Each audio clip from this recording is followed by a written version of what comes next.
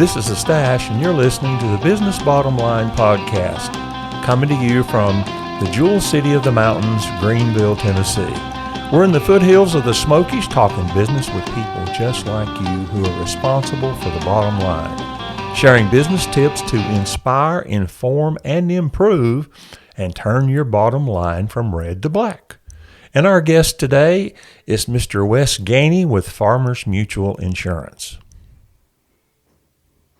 Family work, maybe a little bit of history, because Mr. Wes has been with Farmers Mutual for, what is it, about 13 years now? Is that right? Correct. Wow, okay. And for almost the last year or more than the last year, he's been the man with the plan, the president. Does that include CEO or?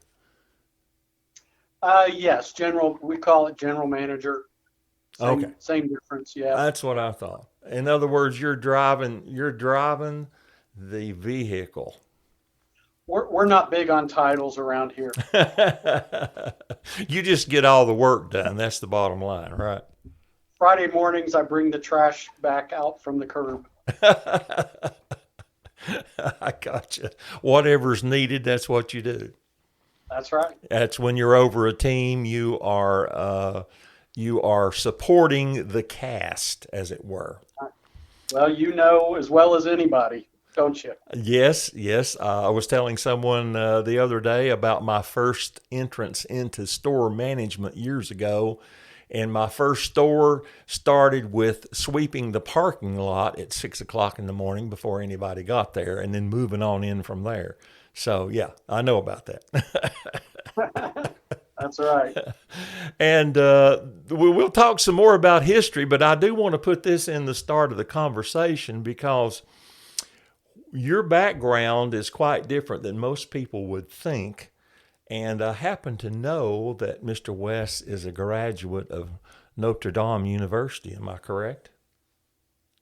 That is correct. Yes. And so the beginning of careers has taken him a long road around. So I have a few questions I'm going to ask, and the first one's just a silly question: are you an Android or iPhone guy? iPhone. iPhone. Okay. Now, do you have a reason for that? Well, why does any baby boomer use one or the other? It's because their kids or their grandkids are using it first and showed them how to use it. So. That's right. If you want to stay connected to your grandkids, you have to know how to do that, right? Yeah, so if they were using Android, I'd be an Android. It's that simple. It really is that simple. Yes. Well, speaking of family and grandkids, tell us a little bit about your family, Wes. Wow, wonderful family. They all live in this area. All our immediate family. My wife and best friend Rose. We've been married 37 years, coming up on 37 years. Wow. And she stays by me in spite of myself, and my biggest supporter and my biggest critic at the same time. So, Rose. In the best possible way. The critic part in the best possible way makes you a better person. Well, true. I remember early, before I even got in the insurance industry, but I was a supervisor. I had been a person I supervised got upset at me, and she was telling me all these things about me that I did and didn't do, and I went home and I said, Rose, you're not going to believe what this person said. She said this, that, and this, and I said, can you believe it? And Rose looked at me and just very as supportive as she could be, and she says, well, hon, let me tell you. And I guess that was my, kind of that wake-up call. Yeah. the way we see ourselves often is not the way others see us, and So to true. try to be, try to be to guard ourselves, I guess, and how Right. we talk or act toward others. So It's so yeah, true. that was helpful. And how thankful are we to have a mate that will be honest with us when we need to hear it but may not want to? Right. And you won't be surprised that Rose is has her master's in family therapy and is a Mm. therapist that works with children who have been abused in some way. She works for a child advocacy center in Sevier County, so she has, a very underappreciated, but probably one of the more important jobs of anybody working with children. And Oh, so for sure, for sure. Yeah, what a she's wonderful also thing. she's also a wonderful mom, and we have three children. And, two of those children are married. Our oldest, Megan, is followed Rose in kind of in that career path and works with kids who are works with at Norris Academy for works with autistic children, and um, she and her husband have a daughter and our granddaughter, and then Kristen works for Johnson University in the finance department, and she's married to Knox County Deputy Sheriff and National Guardsman, and they gave us our first grandchildren, Olivia, who's 4, and Jimmy Zeke. I call him Jimmy Zeke because we have way too many Jimmys or Jameses in our family. And no offense to the name, but I call him Jimmy Zeke to distinguish. He's a year old, and then our youngest Matt is he is an entertainer and a motivational speaker. Oh, wow. When COVID subsides and they open up, he travels around the Southeast and speaks at schools and is doing all of that online right now, Sure. including in the United Kingdom and New Zealand and Oh, wow. Australia. So, Wow, that is just fantastic. What a family. So you've got 3 grandchildren already? Is that right? 3 grandchildren. Okay. Yep. Love them, love them, love them. Oh, they are the best. You just spoil them and send them home, right? Yeah. Well, yeah. That's exactly right. There was a time they were living with us, and that we couldn't quite do that. So, but now we can.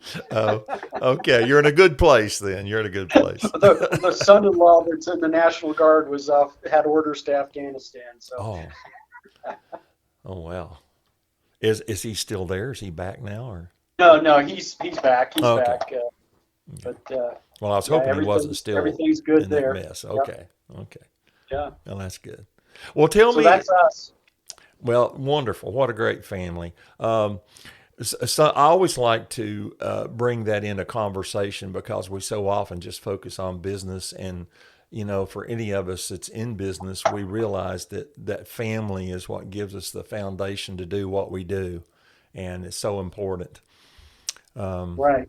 Yeah. So tell me, have you got a favorite book or something that you've read lately that stands out as what you would say this is a great book? Doesn't have to be a recommendation, but just something that's a favorite of yours or something you've read that really affected you. Sure. Well, I guess I'll answer it this way. We're actually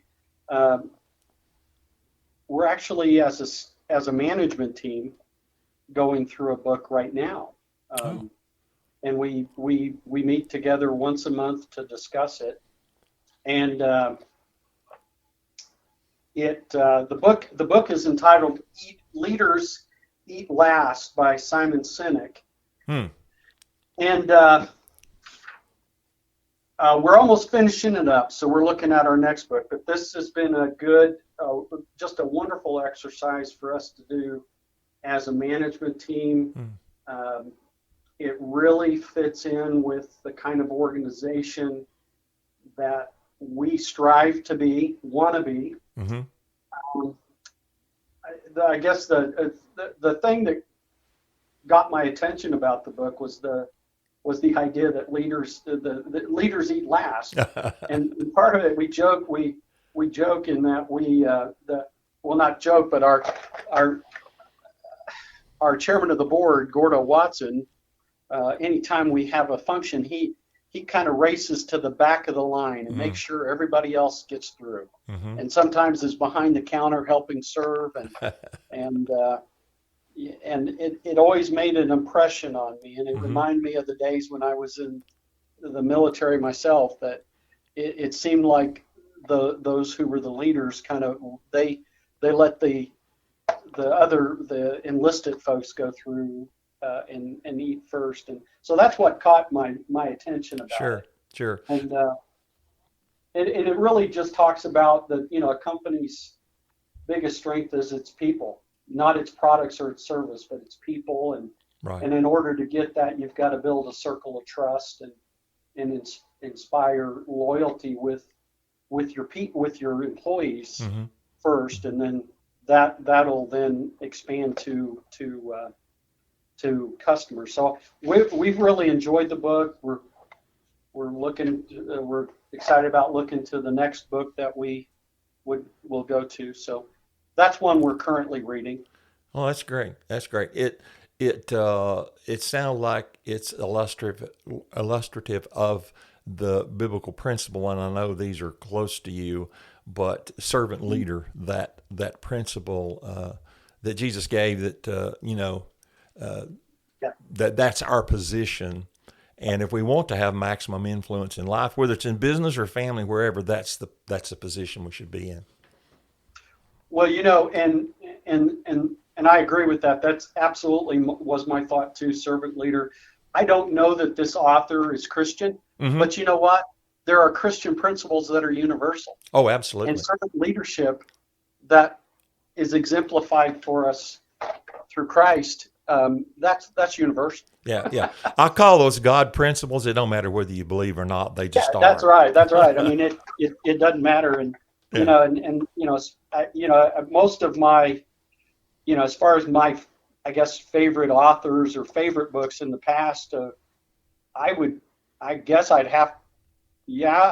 thinking through my head they would be mostly Christian authors, but whether they're fiction or nonfiction books, when nonfiction, I think of the one that was really foundational for me in my early faith as a Christian was,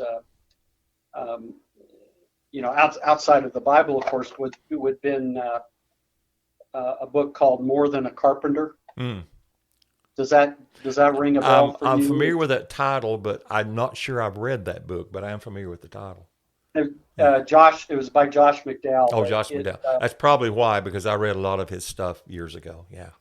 As an early Christian, I was very much a skeptic, and so this was a book that he just put it forth very logically.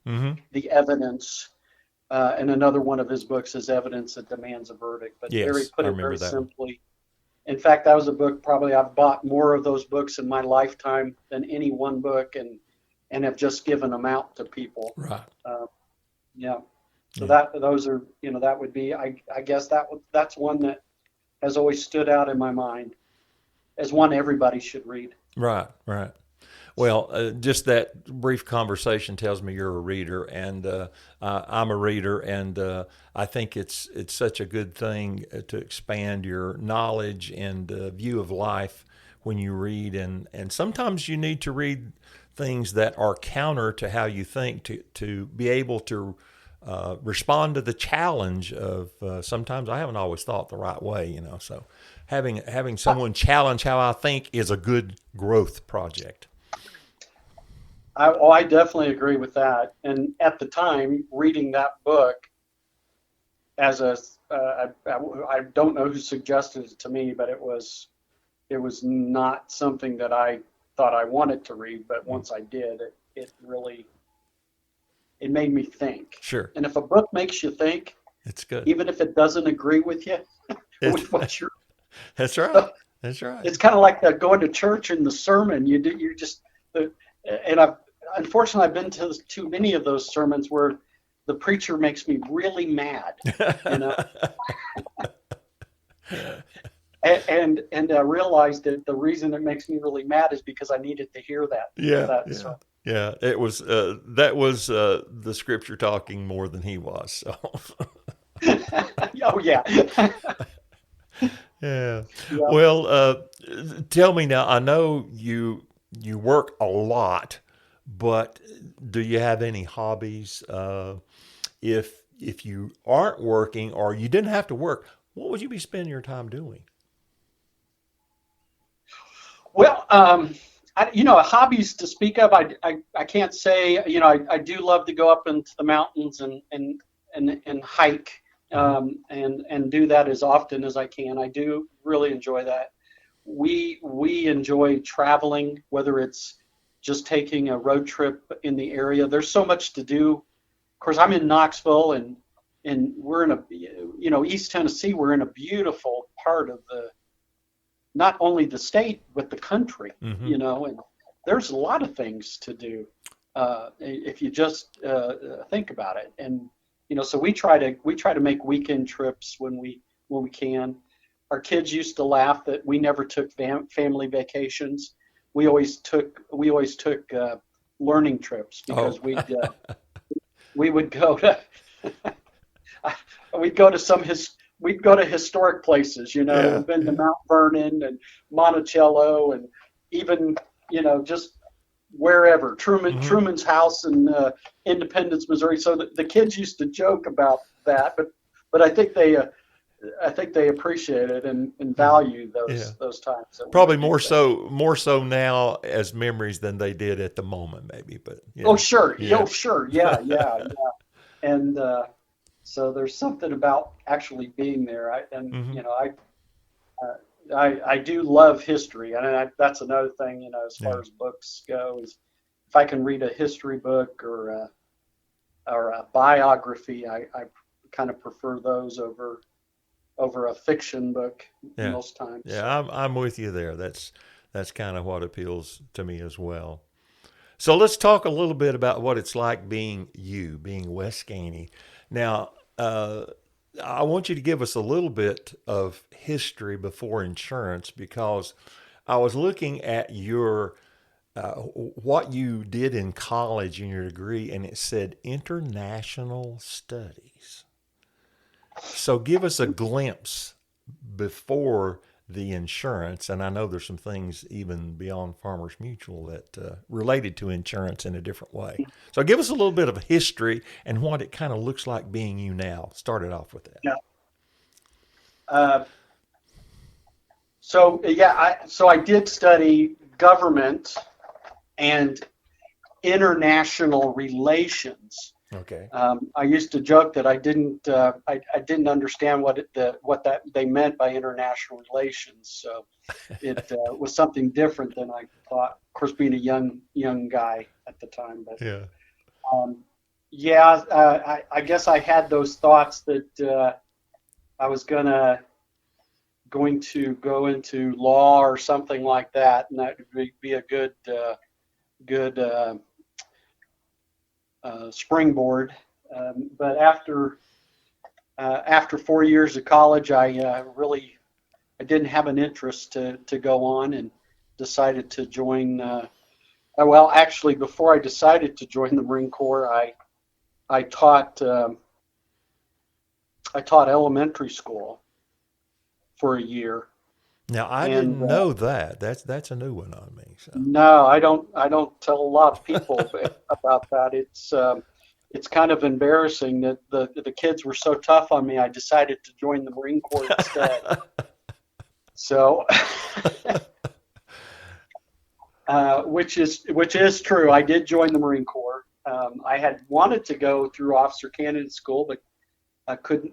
Just didn't get accepted, and mm, decided to go the enlisted route as a college graduate, which set me up for good promotions in the enlisted ranks, and mhm. got accepted to officer candidate school, and not too long after that was in a military. We were out doing some training and was in an accident and got 3 herniated discs. So Oh my. that kind of short circuited my Marine Corps career, which by the way, I really loved. I enjoyed that time in my life very much, and may have made it a career.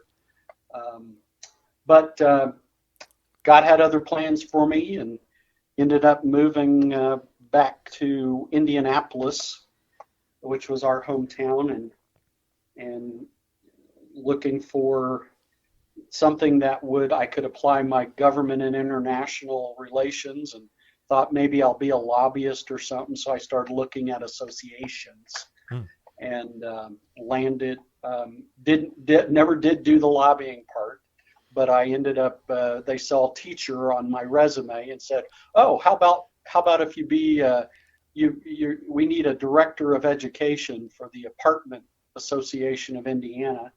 I said, yeah, sure, I can do that. And that began my love affair with the association management field.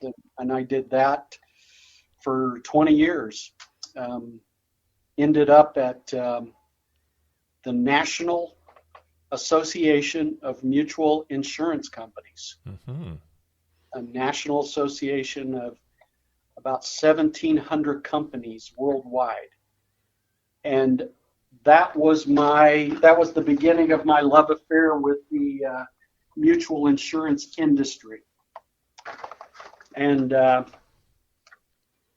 my first day on the job, they asked me to sit in on one of the board meetings, and I remember the chairman of the board, who happened to be the president and CEO of Brotherhood Mutual. He opened the meeting and he said, before we conduct business, let's bow our heads and pray. And I thought, wow, that's impressive. Here's this board of directors for this association, and they happen to be the heads of many of the of mutual insurance companies that we would recognize their names. Wow. These are household names, and I thought, wow, this is impressive. And one of the books, there was a book that happened to be that was left for me that was from the previous person, and it was the book was entitled, and I've kept it with me all these years. It's called Bear Ye One Another's Burdens. And it's based on Galatians. And it's the story of the mutual insurance industry and this one particular company in particular, but it could apply to any company. And that was just another thing that just, wow, this is impressive. The whole philosophy of mutual insurance, neighbor helping neighbor. Helping each other out, and that's how a lot of the mutual insurance companies got started, including the first in America. I don't know if you know this, Bill, but the first mutual insurance company was founded by Benjamin Franklin in 1752. Yes, I remember. I didn't remember the year, but I knew it was Benjamin Franklin. Yeah, and it was kind of a spin-off of the volunteer fire departments. And that company that he founded or helped found is still in existence today, and it's called the Philadelphia Contribution Ship. And so I love to talk about the mutual insurance industry, and I love to talk about our company, right? Because I think it's such it is a wonderful industry, and we do. I believe we as an industry do good things for a lot of people. Yes, absolutely. I was thinking about that recently when all of the continuing catastrophic events have been happening, and how little reporting or discussion there is in the public of the insurance role in that, and what it would look like if there were no insurance companies to come behind those catastrophic events to help restore people's possessions. Right. And I just got to thinking about that. Thought, wow, we are part of something that's so much bigger than any one of us, and that's so foundational to the livelihood of our country. And it makes me proud to be part of it in just the way I am. Oh, I agree. I'm right there with you, um, and we try to instill that in our folks here at our company. We've been around since 1913, and we've grown each year. And Right. we started out as a small county mutual. We were started by about 100 farmers That's what I was who. going to say. I remember that because I was there You were there for 100 the years event. ago? Well, no, now wait a minute, wait a minute. I was there at the 100th anniversary celebration. Let me get that That's straight right. now. So that was special. Yeah, that was fun. That was fun, Yeah. and we're very proud of that, and we're very proud of those roots, and Mm-hmm. it just very basic. You get 100 farmers that couldn't find property insurance anywhere. And they couldn't get it from the bigger carriers at the time, Mm-hmm. and so they decided to band together, I guess, is the way you say it, and form their own company, and they each put in money into the pot, so to speak, Yeah. Yeah. and Skin in the said, okay, game. if the wind knocks your house down, then we'll use this kitty to help rebuild Yeah. it, and then you know. Yeah. Yeah. So, It's a wonderful concept, and it works today just as well as it did in the beginning. yeah. Yeah. So, with that company place where you are, what do you see as some of the biggest challenges going forward? Is it people? Is it technology? Is it competitors? What's in front of you? I know you think about this all the time, but what's your Well, perspective on that? the perspective is, we're every industry is going to have its challenges. We have our challenges just as much as anybody.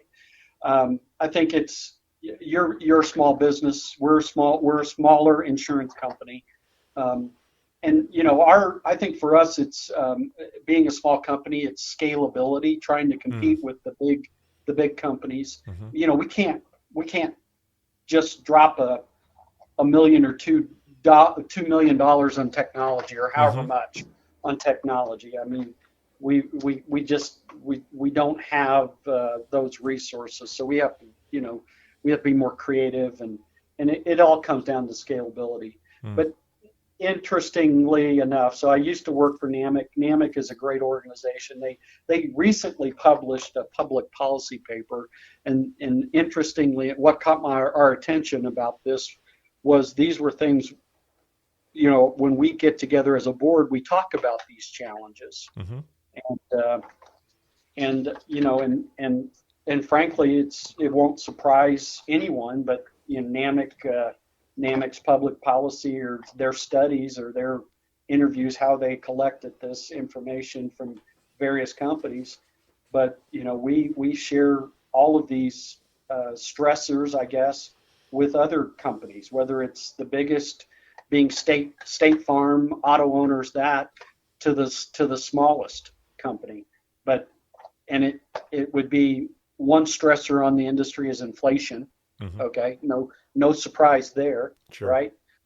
Uh, Another stressor on insurance companies is the recession, hmm how it affects our surplus, and that we maintain to help pay for future claims. Um, the big thing, and this is becoming bigger and bigger every year, as no surprise, but it's hmm cyber attacks. Yes. That's something we're very conscious of. Um, Another thing, this may surprise some listeners, is that insurance companies buy insurance. We call it reinsurance. Yes. And that helps in those rough times, helps keep us afloat. So one of the things about the reinsurance market, it's really tightening up, and it's hard find affordable reinsurance. So that's a fourth stressor they pointed out. And then the fifth one, and no surprise here, is severe convective storms. Mm-hmm. Of course, we read this right after December 10th, and of course we know what happened out in West Tennessee. Right. But I am noticing, and I am noticing. I think we all notice that climate is changing, whether it's as some would say man-made, but Mm-hmm. I would say that it's just an historical thing, would be my personal belief. But weather patterns are changing. Right. There's no doubt about that. No, that's right. That And it's impacting us as a company. Yes. Primarily out in West and Middle Tennessee. Mm-hmm. So, yeah. Yeah, those things are there. If you're in the industry, like you say, they're not as surprising to all of us because everyone's talking about them and in some degree dealing with all those major stress factors on the industry as a whole. And then whatever part we play, we feel the effects of them for sure. Right. And I'm not trying to make light. I know this doesn't just affect our industry alone. We're not an island in that, because the families are dealing with it too. Yes. Individual families. Yes. Other businesses are dealing with it. Individual and independent insurance agents are dealing with it. Restaurants. I saw we just had another restaurant close because they just can't. It's just hard. Right. Right. And so it's how do you. And I guess the thing that keeps me up, I guess, and I know that's not what you asked, but it's related. It's a challenge. Is the people we're trying to help, they're struggling. Mm-hmm. So many of them are struggling. Yes. And and so we don't take for example, a rate increase lightly. It's not because we're trying to pad our pockets. Right. We're trying to maintain stability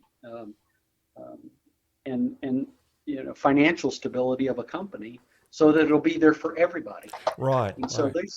but it's no different than what other businesses have to deal with. I mean, we're dealing with the same thing. That is true. There's a lot of commonality there across the spectrum of what it takes to keep the economy moving. And it's, I think, if anything, more complex today than it was in prior periods of time. Certainly not any less complex, for sure. And Sure. But the one thing, and I hear this in your voice, and I know from just following you and your leadership, you are a positive person, and you're a hopeful person, and those two traits are important, I think, when you lead an organization, because there are lots of stressors, there are lots of challenges, but how you approach those is instructed, or it's put on a track by your general thinking, and I think that's important.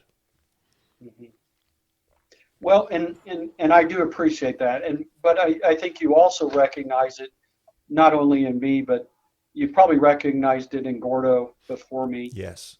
But also you recognize it in our staff as well. Yeah, in your team, it comes through. It really does. And we got together this summer and did our strategic plan, and I was so proud of our team.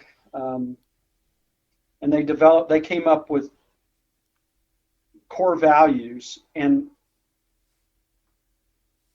after it was all finalized and it was all decided, and I had very, very little input, direct input, I should say, in this. Mm-hmm. I was so proud of what they came up with as our company's core values. Mm-hmm.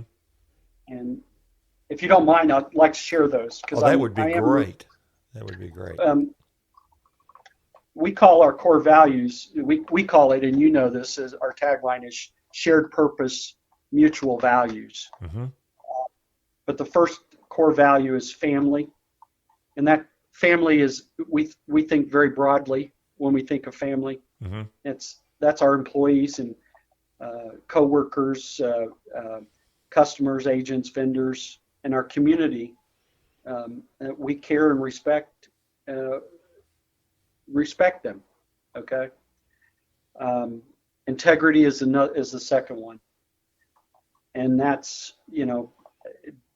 just like it says. It's more than honesty, but it's being very transparent and saying doing what you say you're going to do. Right. Values and holding true to our values and statements. The third one is service, and that's approaching interactions with our FMT family with an attitude of positive appreciation and patience, and a willingness to go the extra mile in assisting one another. And then stability.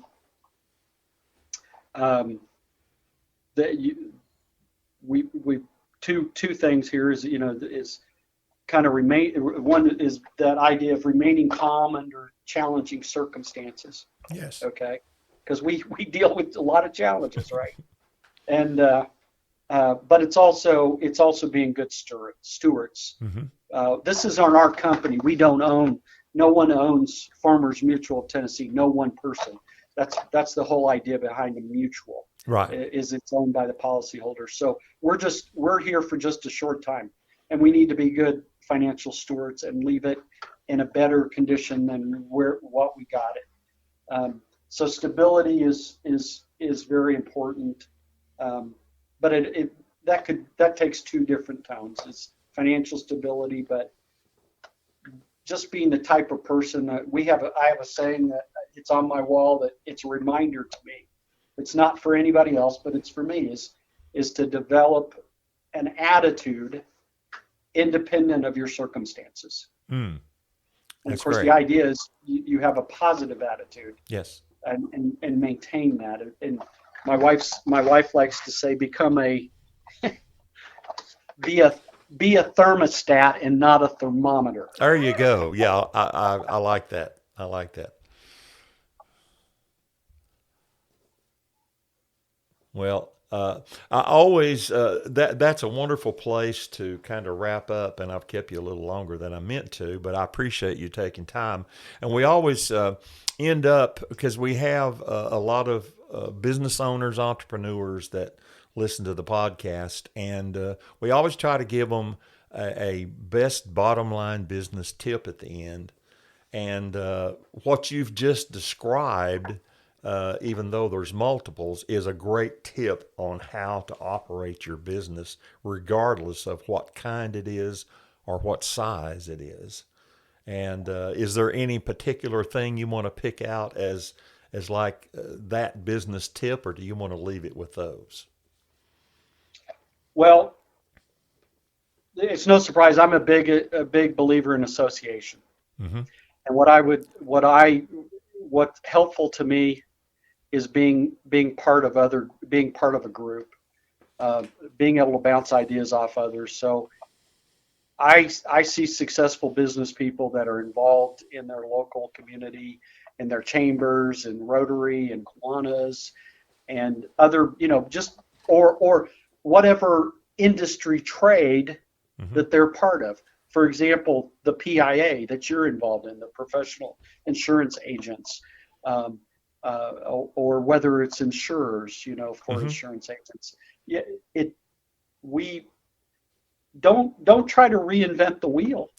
There's no reason to. Exactly.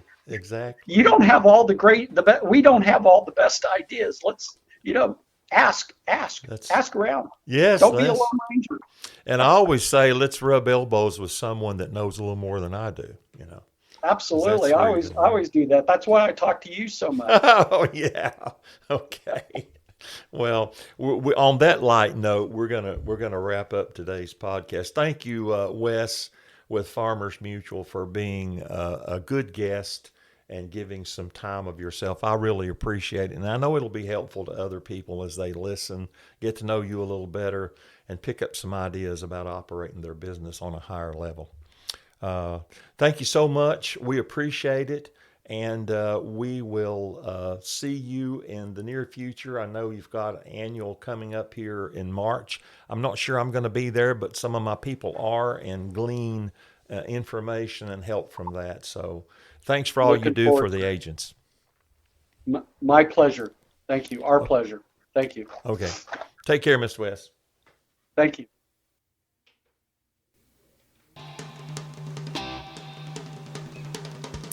Well, that's a wrap for today's Business Bottom Line podcast. Take that tip and make your bottom line turn from red to black. Next week, we'll have another special guest, so we'll see you next time right here in the Jewel City of the Mountains, Greenville, Tennessee. This is the Stash saying we're here to inspire, inform, and improve your bottom line so you can grow, grow, and grow.